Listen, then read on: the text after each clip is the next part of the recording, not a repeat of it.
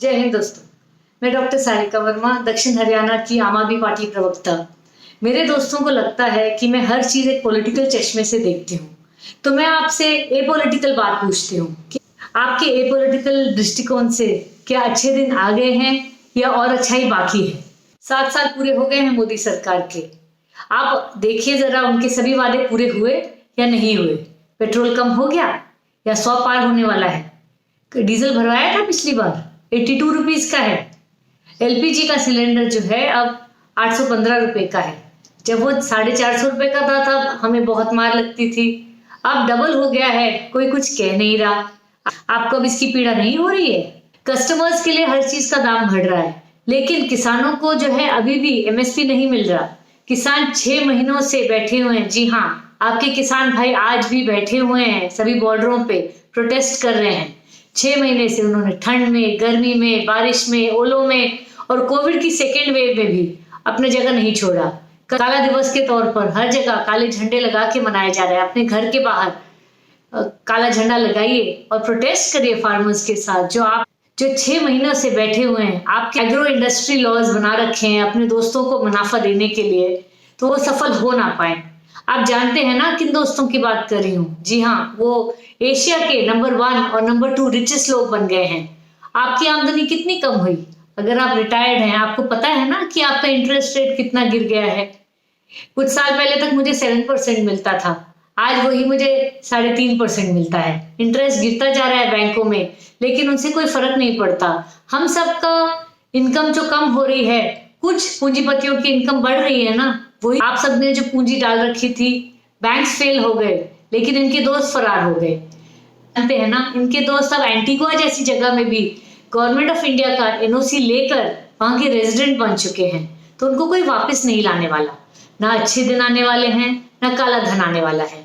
लेकिन हमारे पास जो पूंजी बची है, वो भी धीरे धीरे वो लेते जाएंगे, टैक्सेस के तौर पर, पीएम केयर्स के तौर पर। और पीएम केयर्स फंड से जो ऑक्सीजन प्लांट आने थे, सिर्फ 200 करोड़ के इन्वेस्टमेंट्स की जरूरत थी, लेकिन वो प्लांट्स पूरे हुए नहीं। आज तक सभी प्लांट्स लगे नहीं हैं। अगर अब सेकेंड वेव में जितने लोगों के घर में ऑक्सीजन की कमी रही थी, आप जानते हैं अपने परिवारों वालों को हॉस्पिटल के बेड पर भी अगर ऑक्सीजन ना मिले और जान चले जाए तो कैसा लगता है? पीएम केयर फंड से जो वेंटिलेटर आए हैं वो सही से चलते नहीं है। हर हॉस्पिटल का डॉक्टर उस पर लिख के दे रहा है, लेकिन उसका कोई असर नहीं पड़ रहा, क्योंकि मीडिया कवर नहीं कर रही। सबसे पहले इन्होंने मीडिया की आवाज हर तरह से दबा दी है। अब तो न्यूज जो है चैनलों के बीच में, सोशल मीडिया के बीच में ढूंढनी पड़ती है, क्योंकि हर तरह से इन्होंने मीडिया को बंद कर दिया है। अब तो ये सोशल मीडिया पे भी आ गए हैं। आप जानते हैं ना, ट्विटर ऑफिस पे इन्होंने रेड करी थी, कुछ मिला नहीं, क्योंकि सभी लोग वर्क फ्रॉम होम कर रहे थे। ऐसे ही फेसबुक पे इन्होंने खूब सारा निवेश करा दिया अपने दोस्तों का। अब फेसबुक भी हमारे लोगों को बैन करने लगा है। सडनली आपको मैसेज आता है, your account has been restricted. क्यों भाई, ऐसा क्या कह दिया? सरकार से सवाल पूछना तो हर भारतीय का हक है, तो सुप्रीम कोर्ट ने कहा है, लेकिन इनको कोई फर्क नहीं पड़ता। हर तरह से आपकी आजादी खत्म हो रही है। पहले स्टूडेंट्स पे आक्रमण हुआ, अब कुछ नहीं बोले। फिर मुस्लिम्स पे आक्रमण हुआ, ज्यादातर हम कुछ नहीं बोले। और फिर किसानों पे आक्रमण हो रहा है। अब हर वर्ग पर आक्रमण होगा और आप सब चुप रहेंगे, और धीरे धीरे हमारी जो फ्रीडम है वो खत्म होती जा रही है। मैं नहीं कह रही हूँ, दुनिया कह रही है। अब हम एक पार्टली फ्री नेशन हो गए हैं। हम एक इलेक्टेड ऑटोक्रेसी बन गए हैं। यहाँ इलेक्शन तो होते हैं, लेकिन तानाशाह की तरह काम चलता रहता है। नेशन पे जो सवाल करते हैं उनको जेल में डाल दिया जाता है। लेकिन नीति आयोग ने खुद कहा है कि हमने कोई प्लान नहीं बनाया था कि 18 से 45 साल की उम्र में किसी को वैक्सीन मिलने का। जब बाकी देश इतने स्पीड से करोड़ों की संख्या में वैक्सीन लगा रहे हैं, आज भी इंडिया जो है 11 लाख से 12 लाख लोग ही रोज को वैक्सीनेट कर रहा है। कितने लोग कवर हो पाएंगे? इस स्पीड पे जिस तरह हम चल रहे हैं, 3 साल लग जाएंगे सबको वैक्सीनेशन मिलने में। और बात करते हैं इकोनॉमी की, 5 ट्रिलियन इकोनॉमी बनाएंगे। अगर इनको हमारी इकोनॉमी को लॉस 2 हफ्ते के लॉकडाउन में होता है, उतने पैसे में तो सारी कंट्री के वैक्सीन आ जाते।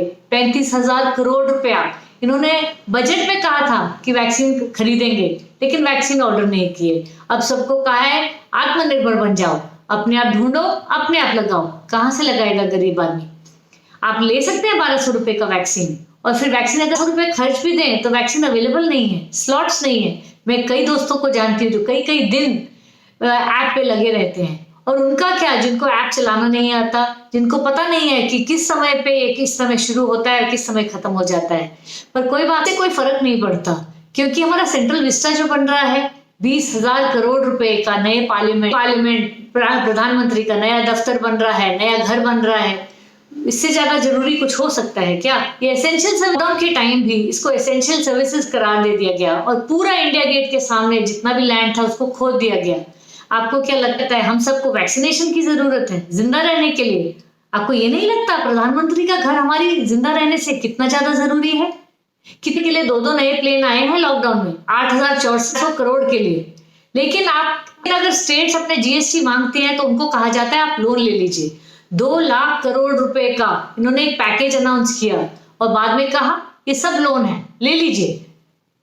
तो जी हाँ, हमारे भारतीयों को तो ऐसे ही हेल्प मिलती है, लेकिन कुछ लोग हैं गरीब हो सकते हैं लेकिन इनके दोस्त हैं जो अमीर होते जा रहे हैं, उनको नए नए पुल बनाने की परमिशन मिल जा रही है, बहुत कम दामों में इनको लैंड मिल जा रही है, इनको एक संभालने का ऑर्डर 50 साल के लिए मिल जा रहा है, ट्रेन के रूट्स मिल जा रहे हैं। लेकिन आम इंसान जो है, जो दाल को थोड़ी पतली ज्यादा बना रहा है, बच्चों को थोड़ा कम सब्जी खिला रहा है, थोड़ा फल है, पिसता जा रहा है लेकिन चुप है।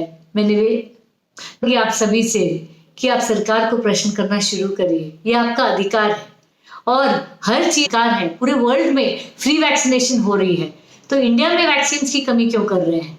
कौन जिम्मेदार है? अच्छे दिन काफी हैं तो ठीक है, नहीं तो और अच्छे दिन मुबारक हो। जय हिंद।